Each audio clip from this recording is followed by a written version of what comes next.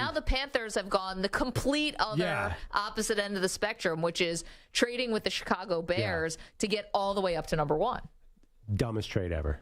Dumbest trade ever? Oh, this is a terrible trade. How can you tell already? We don't even know who they're going to take. Because they gave away their best receiver, DJ Moore. Yeah, that was tough. They gave away next year's first-round pick, correct? Yes. How many games are they going to win this year? Well, with saying they're drafting a rookie quarterback, who Sam Darnold and this rookie quarterback, we're talking 3 or 4 wins, and they're right back in the boat. Basically, they're earning an amazing draft pick for the Bears next year.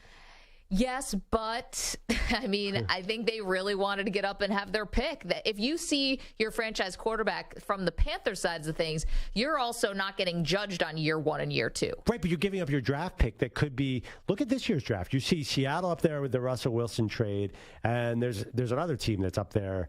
The Lions, because the Rams were so bad. Yeah. So the last thing you want to do is trade away a top 5 pick.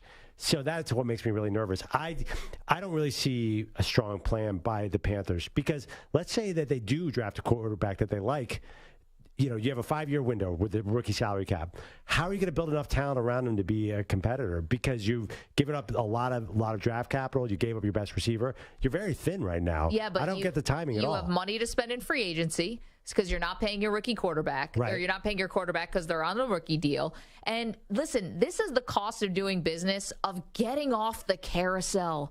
Like Sam Darnold, bringing back Cam Newton, Baker Mayfield, it's not a solution, and they need a solution. So, of course, it was going to be punitive. What I thought was hilarious was the report that they were going to trade out of the number 1 pick now. It's like, wait a minute.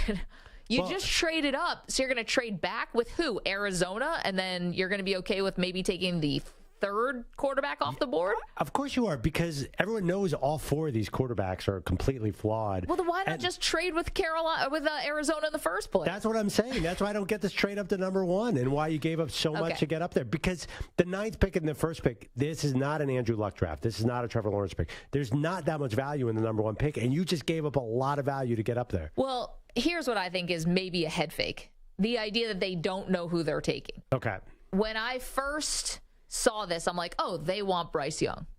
Now, what I thought was interesting was Boomer Esiason, who hosts the morning show on WFAN, was college roommates with Frank Reich, the new head coach at Maryland, the new head coach in Carolina, pardon me, when the two were at Maryland. Right. Can I speak today?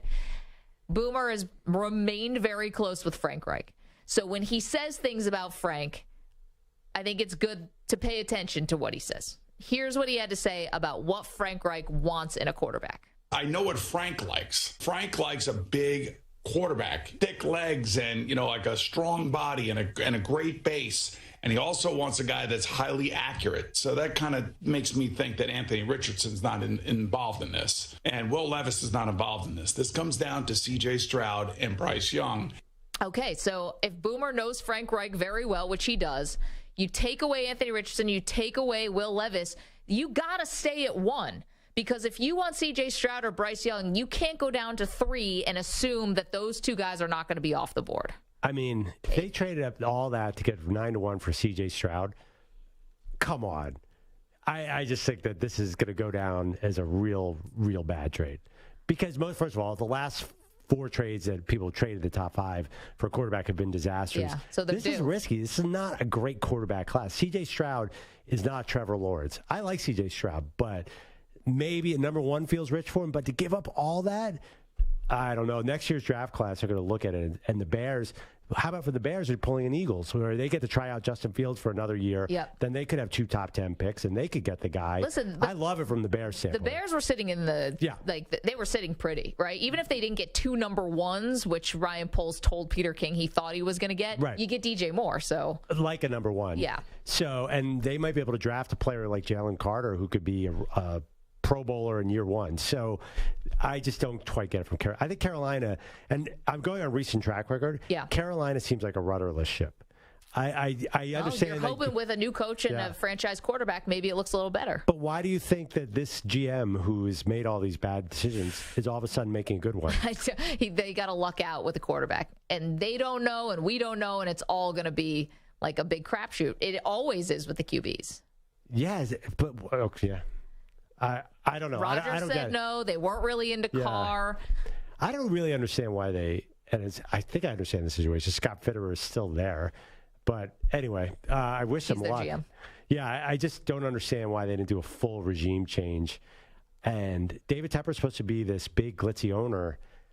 To draft this quarterback with no team around him seems like there's going to be some pain in Carolina. I don't know if he can handle it. Man, I see the roster as not nothing.